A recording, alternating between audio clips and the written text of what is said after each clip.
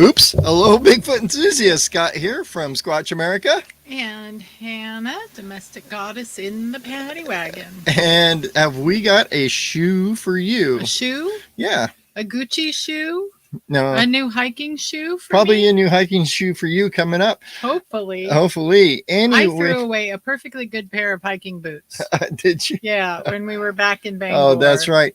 Okay, folks. Because they hurt my feet. Okay. What's about shoes? Anyway, welcome. Hello, Pink and Renee. Thanks for joining us. Where's our intro? Where's our intro? Let's get into this, as they say.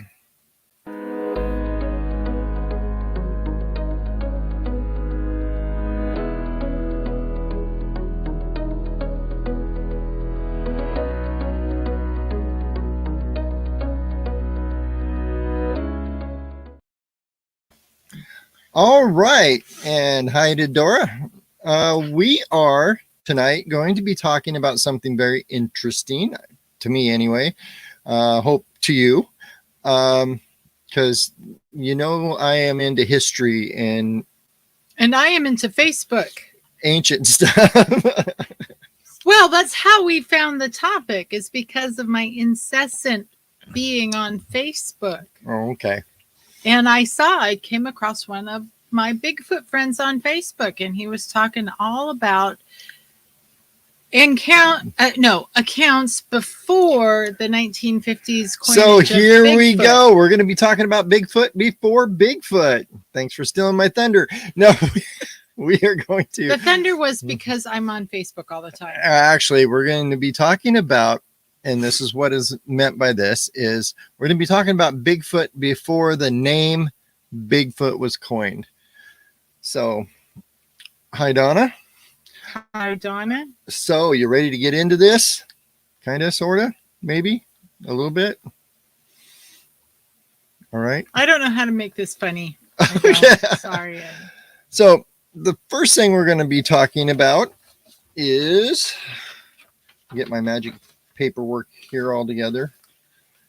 Little known fact for all of you out there, Scott is obsessed with paperwork. He likes the word. He has an unhealthy obsession with office supplies. I do. And paperwork, just paper. He doesn't actually like to do paperwork. No, I just like to have paperwork. Yeah. So anyway, but first, before we get into this, I want to talk to you a little bit, in case you didn't know, where the name Bigfoot came from. As you know, Sasquatch is more of a Canadian name. I think that's Squalish. And don't shoot me if I said that wrong. Squalish. So anyway, the natives in the Vancouver area of Canada, that was a name that they used, and it was kind of taken and twisted a little bit from a white Bigfooter guy, which should have looked up his name. It's not on my paperwork. So not on your paper. It's not on your paperwork. Yep. So anyway, but the word Bigfoot came from was actually California. Of course it was. And if we go to August 27th, 1958, it was a bulldozer operator named Jerry Crew. He found an 18-inch footprint, and this is almost 10 years before Patty, but it was in basically the same area. Well, he had found the footprint, and they did a big write-up in the newspaper with him, and the reporter in the newspaper said he's got this Bigfoot, and the rest is history. The rest is history. Leave it to a reporter to change culture without even trying. Exactly. So, all right. I said. Okay, so, Pink, enjoy your dinner. You can always go back to our YouTube channel and watch the replay. It's all right. And Renee, what is for dinner? Yeah.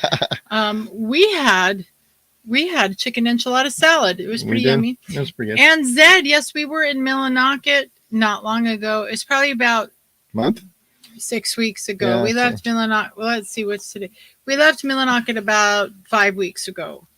Spent a month in Bangor, and now where are we? We are in Massachusetts. Yes. And we are headed west. Yep. So we're on our way to the Great Pacific Northwest, of course. To empty out a ridiculous storage unit. Yeah. And then we're going to do some squatching while we're Yes. there. And hopefully we run into some of you guys and go squatching with you. Yes, like Papa Craig and Renee. And by the way, Donna, you're asking, I was going to ask you who you follow about Bigfoot. So here's the thing. Facebook is less about following people and more about developing relationships, which is why I spend time, because I'm the relationship one of the two of us. But here's how I have got a crazy amount of Bigfoot friends that I have encountered on Facebook because they're his friends. And we share friends. Like, who's that one guy? Doug Hadjacek. I can't say his last name. Hadjacek. Hadjacek or something. Or anyway, so there are a couple people that you can friend, and if your page remotely looks like a Bigfoot page or you share Bigfoot friends, they will let you friend them.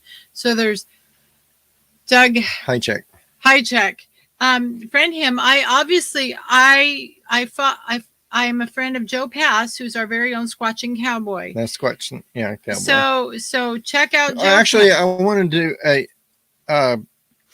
If you haven't, if you haven't seen any of his stuff, it's Squatching Cowboy on YouTube. He's really good. Go friend him, like him, subscribe, all that stuff. He's just put out a new video. They were in Tennessee doing, I forgot what it was called. Squatch off or Squatch something. Yeah. Anyway, go watch all his videos on that. Great content. He does. So who else do we follow? Do I follow close on Facebook? On Facebook, not many. Of course, Dr. Jeff. Yeah, if he friends you. Yeah, he's not really big on. He hardly posts anything on Facebook. Anyway, start there. You go to his page and look through his friends lists. Yeah. And start friending his Bigfoot friends. There you go. And that's how you build this network, because what eventually happens to me is I see something that they post and I message them, we start talking, and before you know it, we have another guest on the show. Yep, exactly. So, okay. Moving on. Moving right along. Doogadoon. Yeah. Does anyone know what that's from? Yes. Extra points. Everybody knows. Everybody I doubt Pink does. I bet she does. Anyway, so here's what I'm going to hit you with. They've been canceled, you know. Right off the bat is the oldest. Here we go. Are you ready for this? The oldest recorded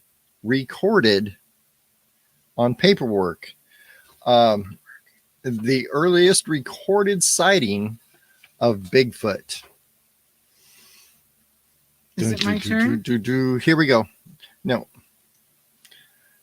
Here it is. One of the earliest accounts recorded in Bigfoot history is a sighting back to 1792. It was recorded in a journal. And I can't pronounce that, but Hannah probably can because it's Spanish. What? Oh, Mariano Mozino. Oh, the journal is named Noticias de Nootka, an account of Nootka Sound in 1792 by Jose Mariano Mozino. There you go. That's as good as it gets. By the way, she's not bad. She's got to get. She's kind of a Spanish major, but she's. Yeah. So, Donna, we are actually in Sturbridge, and we are only here until tomorrow. Tomorrow we'll be headed to Pennsylvania. We were just kind of here to, dump tanks and be in some place sitting still so we do the show tonight, and then we're gone. Yep. So the journal was written during the time of the exploration of the Pacific coast. That's back when the Spanish owned it. So and the English. They were here kind of fighting with each other while they did So, is it time for me to read this? Yes, go ahead. Okay. This is what was written in the journal. All right. The story starts in 1774 when Captain Bruno de Esqueta documented an inlet he discovered called Mowichat by the local Nootka tribe.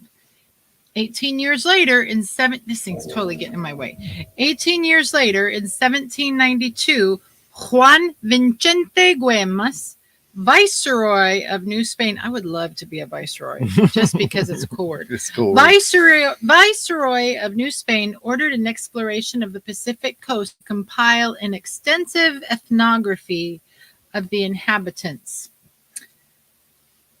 Off script, I don't think ethnography was a thing in 1792, but we will forgive it. Yeah, I don't think it was either. He wanted to know about the civilization. Yeah, he just but that word wasn't coined yet. No. Among the group of explorers was a naturalist named Jose Mariano Mocino from, I don't know if I can get this one, Temscaltepec, Mexico. Mocino chronicled the expedition in a journal which, oddly enough, remained undiscovered until 1913, after which it was translated to English. The journal now resides in the Beinecke Rare Book and Library collection, and Dora got the points. It was the Muppet movie. Yeah. The original. In his journal, Mocino writes about a creature named the Matlog, which dwelled in the mountains and terrorized the tribe's people. Matlog was described as having a huge, monstrous body covered in black bristle-type hair. The creature's skull was similar to a human's in shape, but much larger, with sharp, strong fangs, similar to a bear or wolf. Its arms were long with curved claws on the fingers, and it was known to emit a terrible scream. It's no wonder the tribe's people believed the creature was some type of demon. While not mentioning the Matlog specifically, a similar account of a creature in the same area came from a trapper named Muchalot. Somebody made that up. Harry, over 150 years later.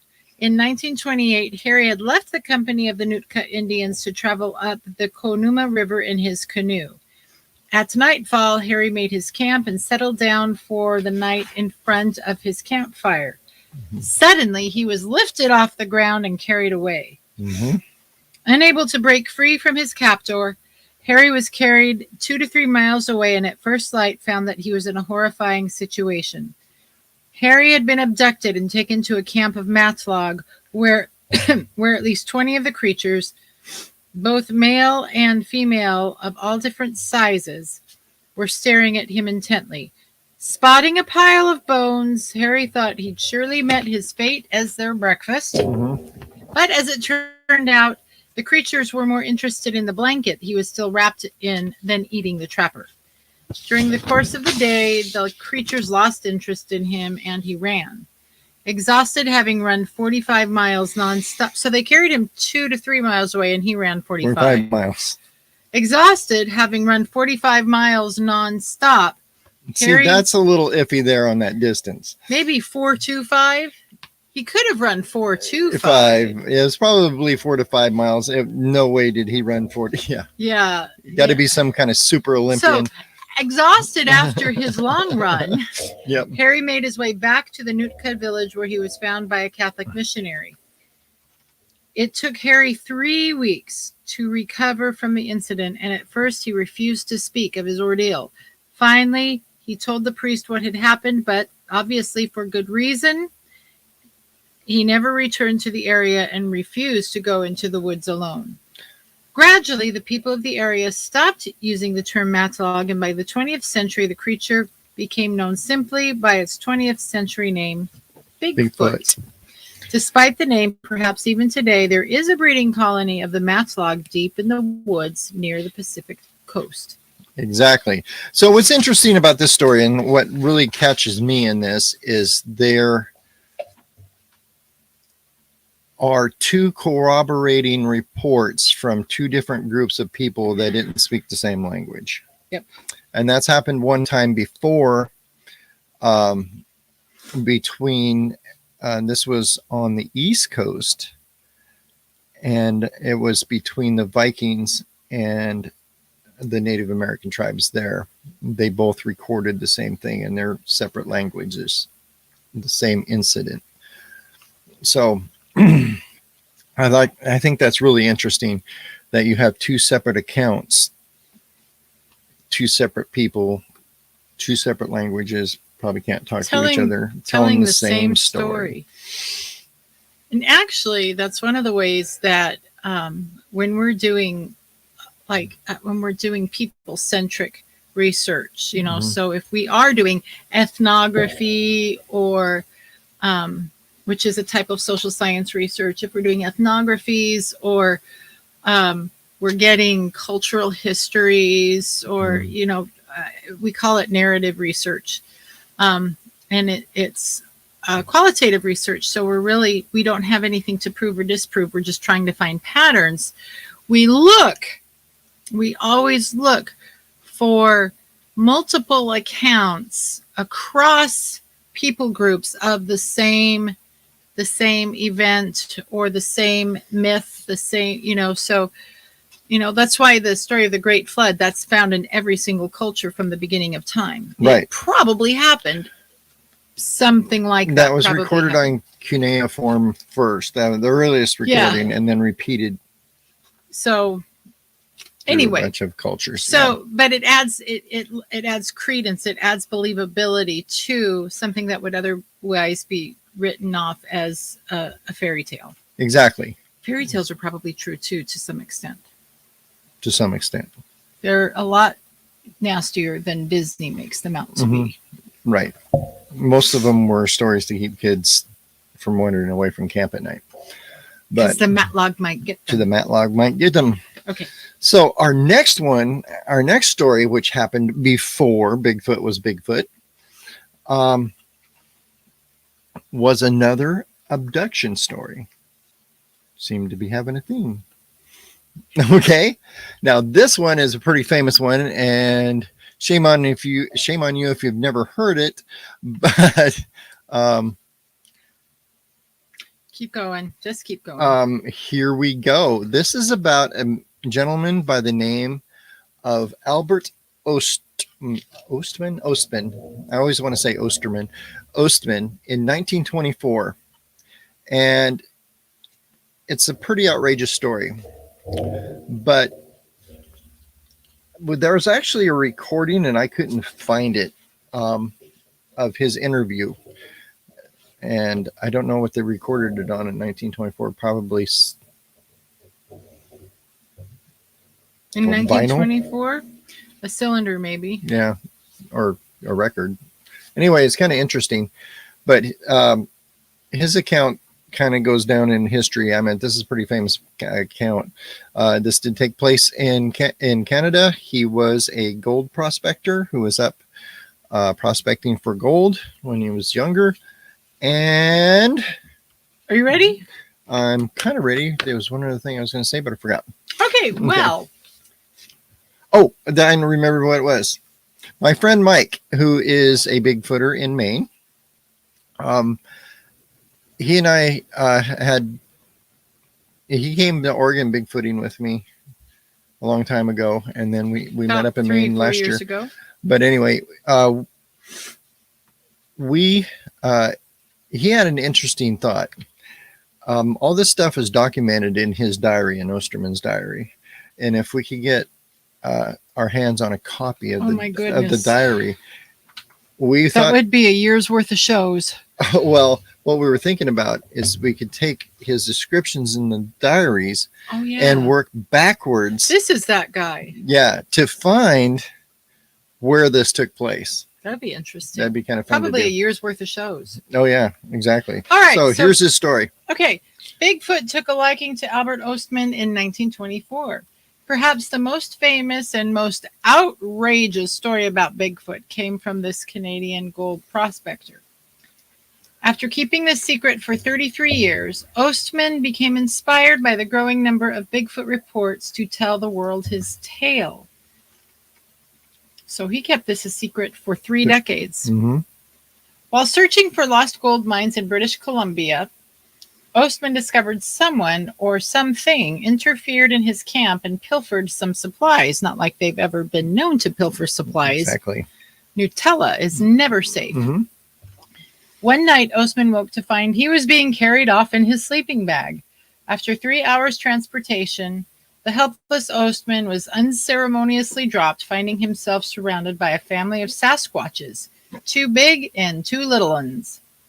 The boy and the girl seemed to be scared of me. The old lady did not seem too pleased about what the old man dragged home. Ladies, you just have never, ever experienced that. It's like, what did you do? But the old man was waving his arms and telling them all what he had in mind. After being held captive and studied for 6 days, Ostman finally made his escape when the daddy Bigfoot ate some of his snuff. And Pink, if you don't know what snuff is, it's chewing tobacco. Yeah. And became distressed. Imagine swallowing chewing tobacco. He kind of earned that one for himself. Probably turned a little green. Yeah, and puked. Seizing the opportunity, Ostman grabbed his rifle that he slept with and fired a shot over the head of Bigfoot's furious wife as he fled from the valley. Must have made 3 miles in some world record time, Ostman deadpanned. As you've probably guessed, Ostman's story has drawn widespread criticism and skepticism. Though he claimed to fear ridicule before the increase in reports about Bigfoot, it's hard not to suspect that he made up a ridiculous story to cash in on this new pop culture obsession. Amazingly, though, many arose to defend him, including John Green, a famous Bigfoot investigator. However unlikely you find this tale, Ostman's testimony is an essential episode in the Bigfoot legend and has provided many researchers with invaluable notes on the behavior of this elusive creature. Okay, so a lot of you probably know who John Green is. I mean, famous Bigfoot type dude. He was a reporter in Canada, a newspaper reporter, and he followed the Bigfoot stuff for a very long time. His whole life. He just passed away I want to say 3 or 4 years ago, probably 4 to 5 years ago, somewhere around there. But legend in Bigfoot world, John Green. And John Green had interviewed hundreds and hundreds of people. And when he interviewed Osterman, he believed him. Ostman. I always say that. I always say Osterman. He believed him. So, I always thought that was interesting that, you think, I always, respected John Green, and I think I respect his ability to, source out the truth, because that's what he did for a living. He was a newspaper guy, interviewer. Those were the good old days. Those were the good old days when they told the truth. Did I say that out loud? You did say that out loud. Anyway. But speaking of that, why don't you share a little bit? Because we run into this all the time. Is what we're hearing the truth, or is it not? What are some of the tells that you look for when I'm interviewing when people? You're interviewing someone? There's a couple that get me right off the bat. One kind of interesting one is, and this isn't always true, but when people are kind of hesitant to share. On the other side of that, when people, I got a story for you. This, blah, blah, blah, blah, blah, and they're regurgitating stuff I know they've seen on TV because I've watched it all. That's one thing as a Bigfoot investigator you got to do, is to keep up on current events, basically, in the Bigfoot world. And I follow a lot of YouTube channels and hear a lot of stories and all that stuff. I keep up on the latest reports in the BFRO sightings and stuff like that. And I've read all the BFRO sightings, and there's a lot. Yeah. And that took forever. But when you hear somebody regurgitating something that I've heard somewhere else, that's a telltale sign of like, yeah, thanks very much, but no thanks, kind of deal. I mean, I'm always polite and listen to them and say, well, that's really cool. See you later. So we had a really interesting experience a few years ago at the Oregon Bigfoot Festival. Remember, there was that guy, as it turns out, he was a hunter from the state of Washington. And he passed by. We were really the only booth that had like a museum in it. We had like a museum of Bigfoot. You know, we had our maps with the pins and our casts and a video playing and you know, remember that guy? What did you notice about him during the festival? Because we saw him multiple times. Is he would walk by the booth and he would look in on us, but he wouldn't come in. And because our booth always had billions of people in there, it was always really packed, and I was hoarse by the end of the day talking to people, but there was a lull, and he waited until there was nobody else around, which was as we were cleaning up. That's right, it was as we were cleaning up, as the thing was over and we were packing up, and that's when he came to talk to us. So, and then so that was one thing. When they're hesitant to talk, or they don't want to talk out loud, they don't want to draw attention to themselves. That's one thing. Another thing is their demeanor when they talk, especially when they have sightings. A lot of times if they hear sounds, find footprints, stuff like that, they're kind of excited about it. But when the sightings stories come, or if they've had a face-to-face encounter, I tend to glance down on their arms when they're telling the stories, and you'll see the goosebumps and their hair, or they get a little jittery in their voice, like they're reliving it. And that always a telltale sign. If they're not scared, like, oh, I saw a Bigfoot and it was this big and it was like right in my face, and they're all like, you know, kind of, it was really, really scary, you know. And I'm like, yeah, you're not really, really scared, are you? But well, based on all that, did you really see one, or did you make it up? Who? You. Me? You get all excited when you talk about it. Oh, that's because I've talked about it 7,000 times. Well, that's true. So. Well, you were sure excited when you ran in at midnight and flew through the lights on and said, honey, I saw Bigfoot. But, well, that's because I've been searching for it for 25 years. Oh, my goodness. Zed Lepelin says Lloyd Pye has a great video on hominids and Bigfoot. Everything you know is wrong. Do you know what? Are you? I am not familiar. We with will that. have to look that up. Look that one up. Okay. So it's time for a break. Our how do I want to put this? We have to sell you something. Yeah, we have to sell you something.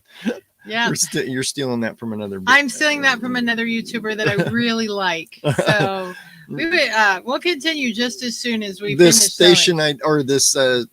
Our commercial break. Yeah, we're taking a commercial break. So here we go. Well, actually, we don't take a commercial break, but here's the break. Anyway, boom. So, do you currently have enough food on hand to get you through the next month?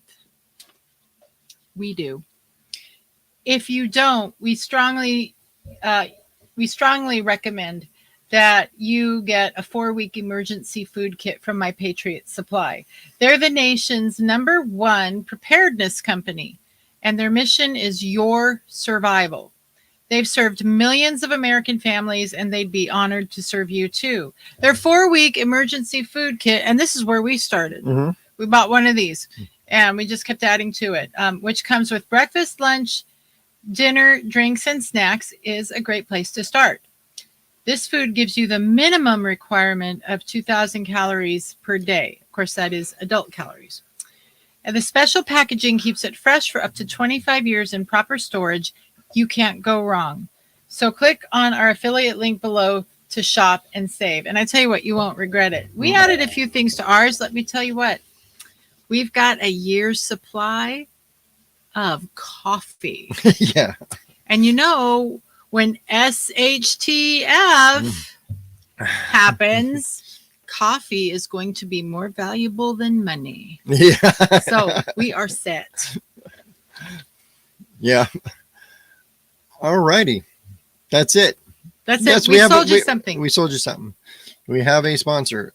We have another kind of sponsor thing too. It's links in the description below if you need internet anywhere. Oh yes, if you are looking like, if you're going out squatching or hiking or something and you need internet out, or if you live in a rural area, and you struggle to find internet, we use a stupid amount of internet, but our most reliable internet source is Nomad Internet. Is our referral link? Yes, it is. It's in Okay. the description. It's in the description. With Nomad Internet, you can choose what kind of plan you're on. They are priced according to the widespreadness. For instance, the pink or the pink plan doesn't have as much coverage as the red plan. We're on the red plan because we need nationwide coverage in weird spots.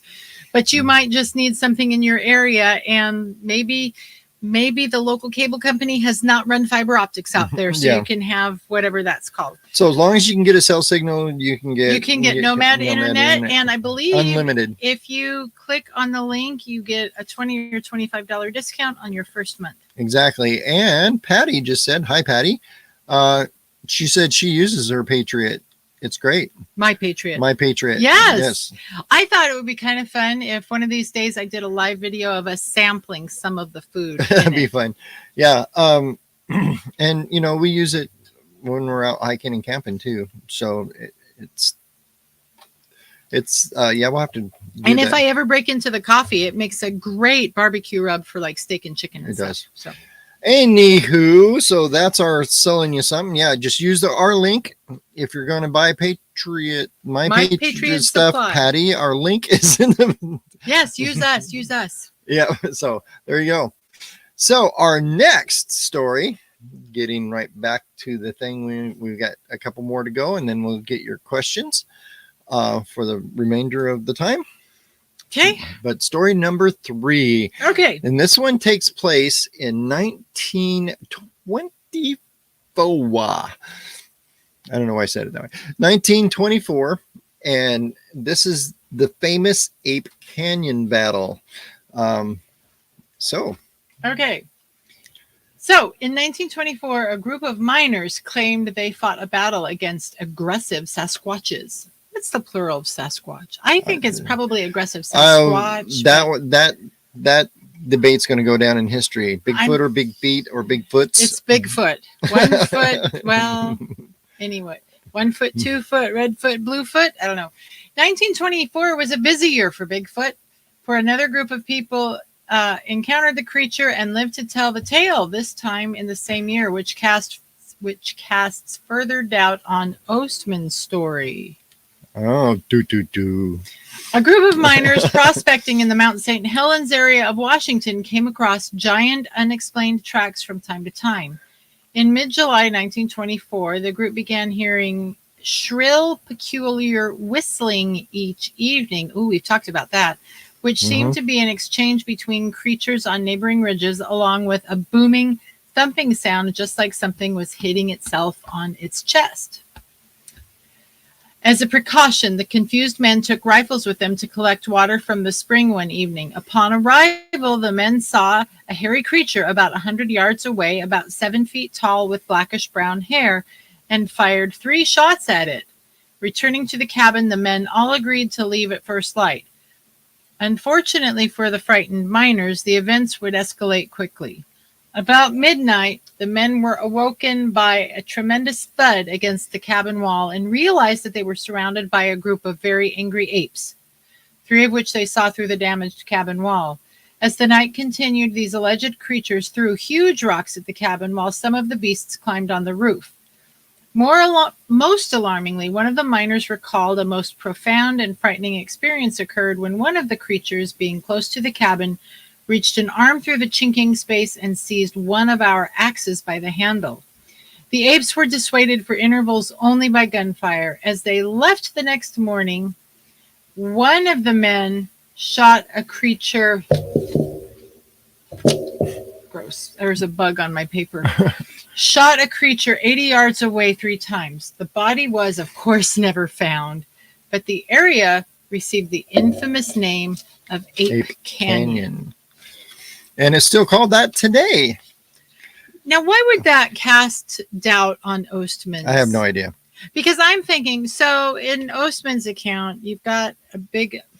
I get it. The difference between curious Bigfoot and aggressive Bigfoot.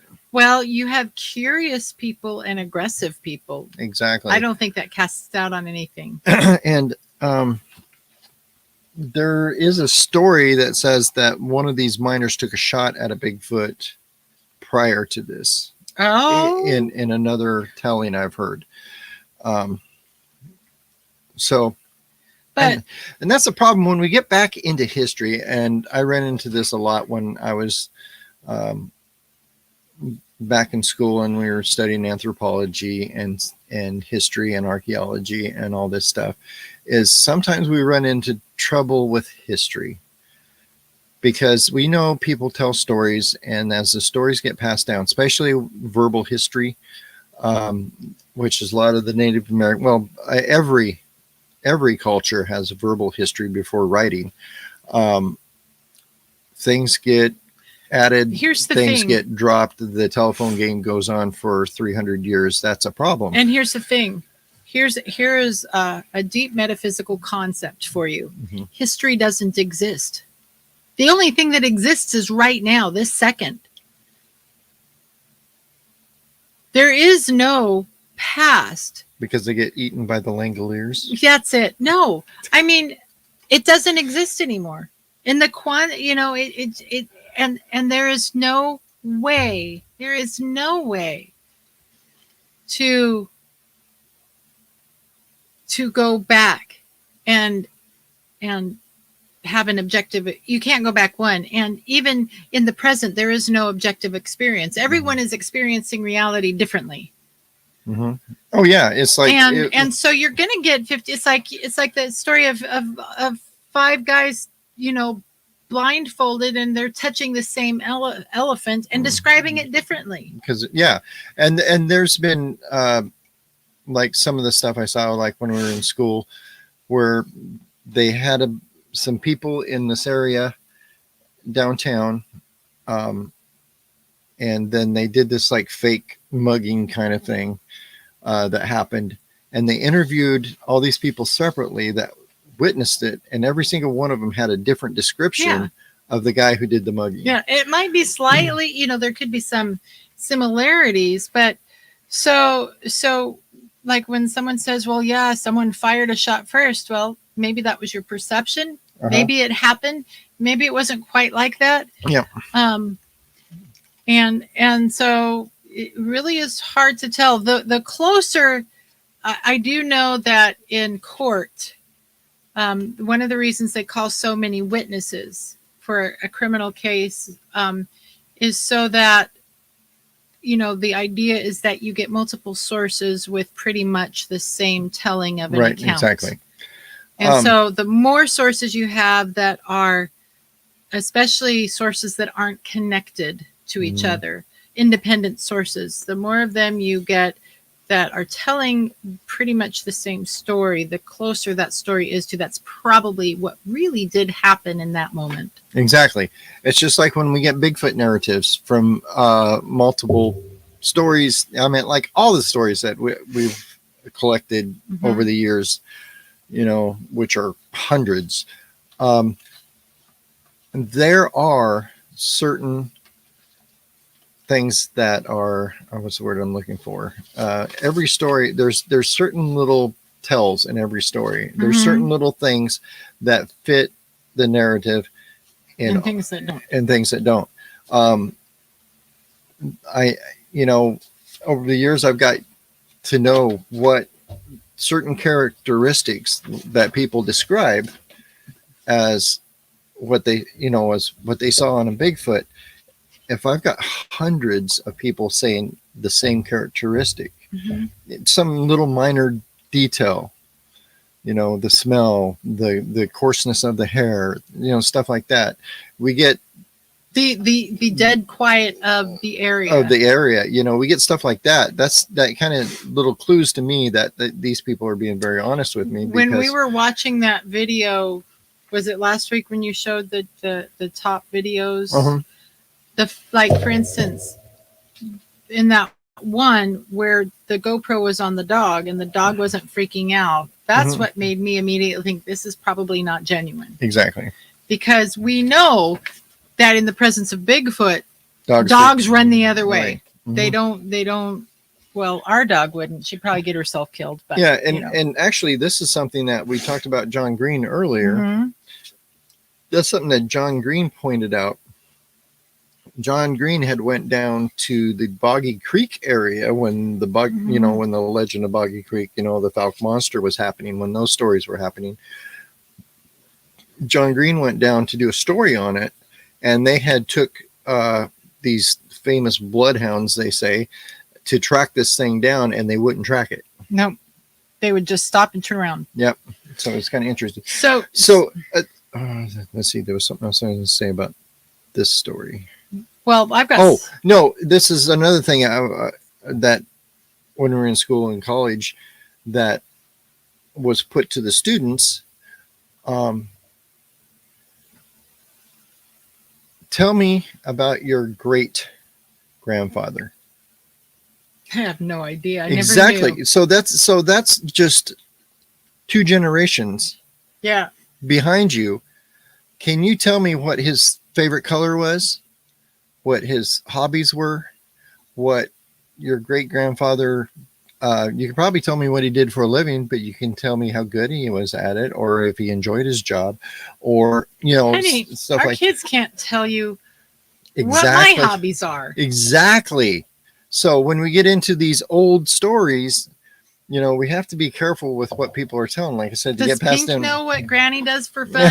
Yeah, exactly. So a lot of It's not this.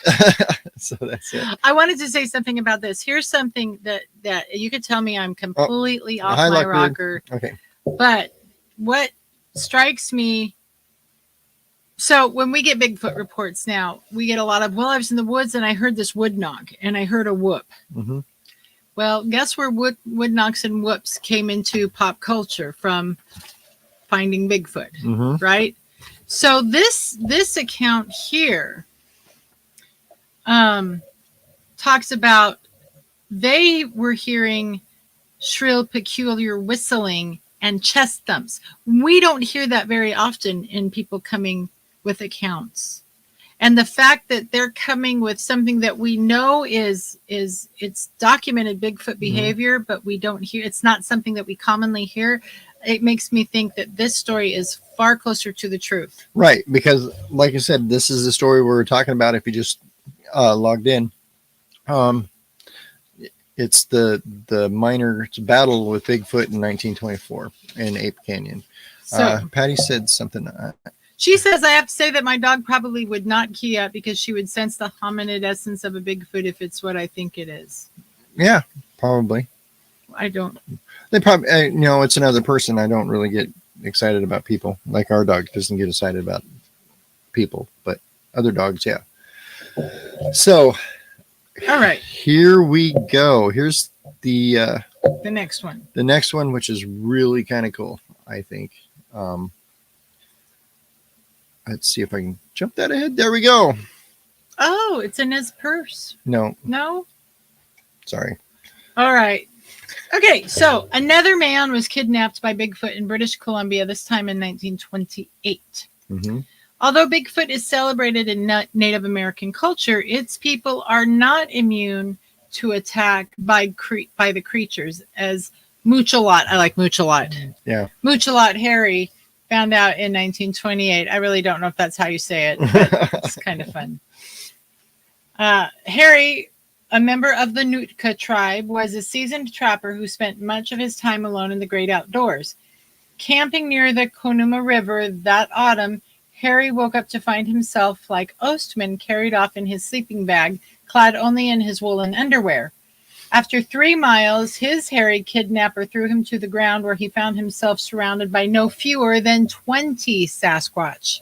I refuse to use Sasquatches. It just goes against all my grammatical sensibilities. Okay. Harry found himself in an area full of human bones, and thus feared he was destined to be eaten. However, the Sasquatch seemed more interested in his underwear, and after pulling at them for most of the day, they lost interest and simply walked off. Harry ran 12 miles to his canoe and rode the 45 miles home for his life, still just in his knickers. He was found in his canoe unconscious. During his 3-week convalescence, his hair apparently turned bright white. Unsurprisingly, Harry never returned to the woods again, according to the priest who nursed him. Exactly. His knickers. Yep. Pulling at his knickers. Muchalot Harry. So this is a Native American man, and I want to point something out. This is really interesting. Hannah saw the photo with the nose ring, and so she instantly assumed this was from the Nez Perce tribe. Nez Perce being the French words for pierced noses, seeing how the French trappers were the first one to run across the Nez Perce tribe in the Pacific Northwest, the Wallowa Mountains in Oregon specifically. And they called them that because they noticed a boy with a pierced nose, and that became the name of the Nez Perce. Their actual name that they call themselves is Nihimipu in their language, which means the people. Versus the Sasquatch. Versus the Sasquatch. They call themselves the people. But what's interesting story is that was a rebellious teenager that pierced his nose. The rest of the tribe, it wasn't a common thing. But their name forever since that day is now pierced noses. Does that mean if I get my little nose sparkly thing someday, I'm a rebellious middle-aged woman? That's it. Exactly. I'm too chicken to pierce anything else. It's true. But pierced noses is a thing that Native Americans do. Not all of them, or not. It's not like a standard thing. Well, obviously, Muchalot Harry did. Yes, he did, and so that's fine with him. So keep talking. This story is very similar to Osterman's. Ostman. Oh my gosh, I do it every time.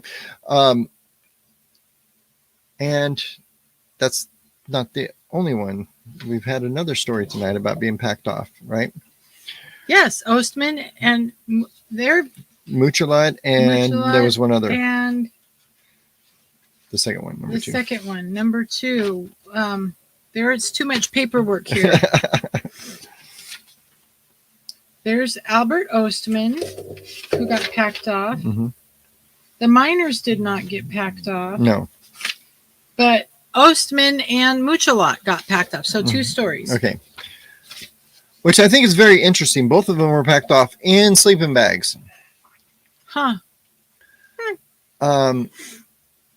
Which is interesting. Ostman, a lot of these old miners and stuff, they did bring a sleeping bag with them, a bedroll basically, and they would, when they would sleep at night, like he had his rifle, he had his food, he had his snuff, everything was crammed in the sleeping bag with him while he was sleeping. That was to keep animals from packing it off. This gentleman here apparently just had his underwear. And they were, and the Bigfoot were very interested in why they were wearing clothes, basically. We'll get to it. Just keep going. So, there's another common thing in these stories after these intimate encounters with Bigfoot where you're... Watch how you use that word. Yeah. These close encounters. These close encounters. With Bigfoot is there tends to be a time when they escape, they run for miles. That's not pure the adrenaline. First, you know what? That's not the first time we've heard that. Think about the stories where they have, and these are common. They have their encounter, and all of a sudden, I was back at my truck. I don't know how I got there. Yeah, there was. In fact, I interviewed a Native American man who worked in a logging camp in Eastern Oregon, and when he had his encounter, he had about, I don't know, he said it was about a mile back to his truck, and he don't remember starting to run. He just remembers getting into his truck. Had the encounter. Next thing he remembered was he was driving away, and so that's I think is a fight or flight. It is. It's actually a dissociative response. because your psyche is so traumatized, it shuts down and you are going on sheer instinct. So Donna says Bigfoot stories before Bigfoot have so much more credibility than Bigfoot stories after social media. Sad because we have to be so skeptical now. It's not just social media. It is media in general. Right. Once upon a time, media was the disseminator of information. Mm-hmm. Anymore, and I would say this probably started happening. I would say it really started happening with the onset of mass, advertising, when advertising became so big. Mm-hmm. And people, that sort of thing. Media now is a disseminator of sensationalism, basically. Sensationalism. They're going for ratings. They're going for money. Mm-hmm. So Finding Bigfoot, Expedition Bigfoot, all that. Reality TV is not reality. It's all scripted. They've got their production teams. Actually, media is shaping. The job of media anymore is to shape popular perception and opinion. Mm-hmm. And you've got to be really smart to not fall for it. Right. Most people aren't. Mm-hmm. We know people, if it's on the TV, if it's on the news, it's real. Right. And you can't rely on that anymore. Walter Cronkite is gone. Yeah. And that's the way it was. Yeah. Probably not true even then. Yeah, but yeah. So, and like I said, these Bigfoot shows are set up for ratings, and they sensationalize almost everything you see. They have their little cliffhangers. They have, we found this. Did they really? To be honest with you, I've been on the set of Expedition Bigfoot. It's all a setup. It's all set up.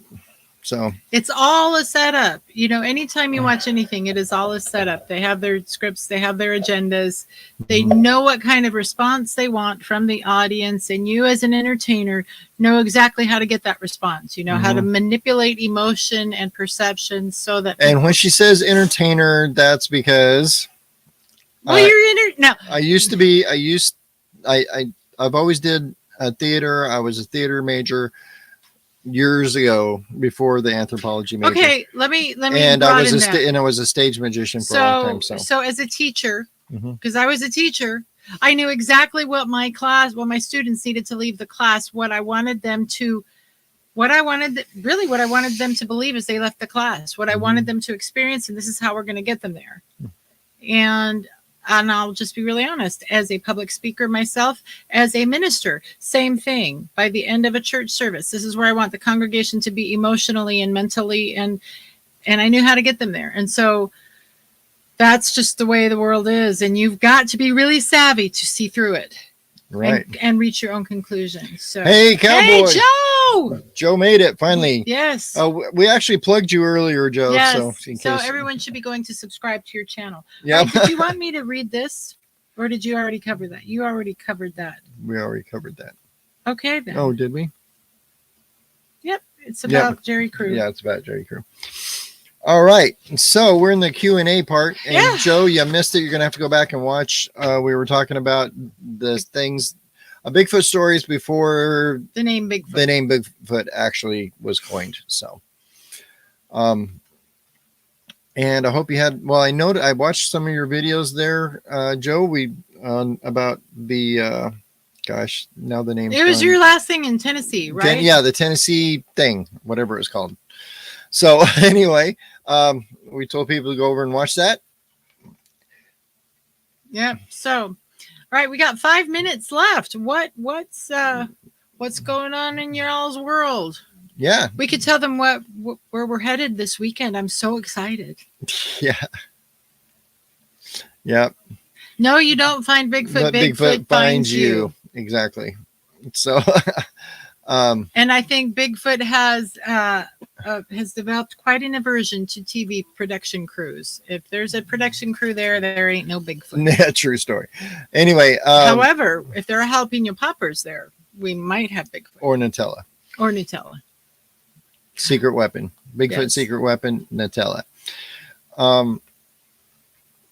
So you're so excited. We are actually headed back west, by the way. We'll be hitting, yeah, it was the Tennessee Bigfoot Conference. Thank you very much. Corky's. Yep. Well, that's where Joe was. Joe was. They Too. have doing all this fun stuff, and we're stuck here. And I know. we need to find out where all of them are next year and go from conference to conference. That's what we're doing.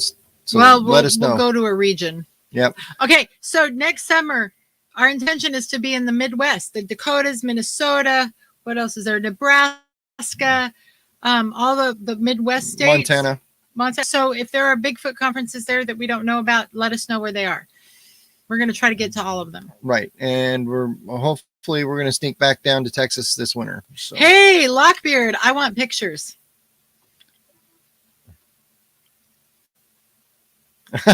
Yeah, I got it. So, but this weekend, we are not doing Bigfoot this weekend. We will probably get squatch distracted at some point. But this weekend, we will be in Hershey, Pennsylvania at the world's largest RV show. And if you guys went to my Facebook page today, Hannah Brocco-Villette, if you have not friended me, please friend me. I will accept your friend request. And if your name is not like it is on YouTube, say, hey, this is Corky's Research from YouTube, but my name is really Joe Schmo. I don't know. Just make sure I know who you are. Well, actually, I pretty much accept everyone. But I will check and see, make sure you're a real person. But anyway, if you saw my post earlier this afternoon, someone got a new toy that he strapped to the top of the pickup, and now we may be best served by checking out, dare I say, toy haulers. Toy haulers. Yeah. So anyway, so yeah, we're going to be there in Hershey, Pennsylvania at the RV show this weekend. On Saturday. And then on Sunday, we get to go spend the night at a choo-choo train restaurant. Yeah. Kind of funny. Anyway, so and then we'll be headed back to Oregon. So little known fact that you will have something over your cousins if you can tell them that I know something about Granny that you don't. She loves trains. Yeah, there we go. One day when we have a house and if I have space in that underground bunker you want to build, I want a huge hobby train set. Perfect. Alrighty. Any questions for the good of the order tonight?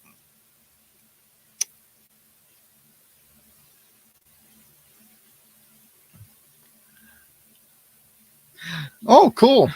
All right. Corky's got a thermal. Yay. Woo! Those are handy. They are. We have a thermal. We do. I always look in the wrong end of it. It's really quite entertaining. I don't see anything in these. All right.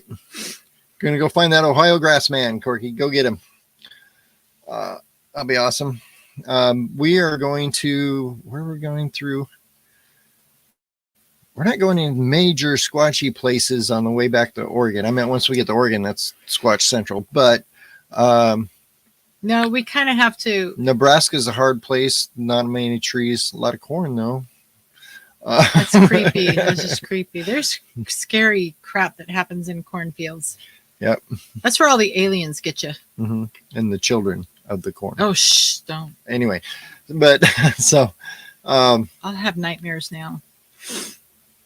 So, we have to get back to Oregon really quickly. So we're going as fast as our big trailer will allow us to go. And which is why we're not doing much squatchy stuff until we get back there. Mm-hmm. So. There we go. Oh, Joe, you're funny. Yep. I have electric socks. I need those. Okay. Well, guess what, honey? It's time. Oh, no. It is time. So please remember, we're so grateful for all of you. Yes. Go check us out on Patreon, too. We forgot to throw that in. Hey, yeah. Sponsor us for $3 or $5 a month on Patreon. Like we said last week, our Patreon people really got us through a difficult spot. So we are, and we are doing more on Patreon. I'm trying very hard to do that. If you have not checked out Patreon, we do have something up for you to read on the feed. Mm-hmm. So show that, because remember, we're keeping them over. No, we're not. I'm looking at the clock. But anyway, so I am I'm trying to make sure I got everything. Yep, we do. All right, ladies and gentlemen, we really love you guys. Thank you for being here with us. Like and subscribe, do all that stuff, share our stuff. Share whatever. like crazy. Share like crazy. We are looking at other platforms right now. Yeah, but I don't want to get off here because this is where all you guys are. So with that said, our job is to investigate the unexplained, not to explain the uninvestigated. So until next week, please keep it squatchy and go out and find Bigfoot. bye.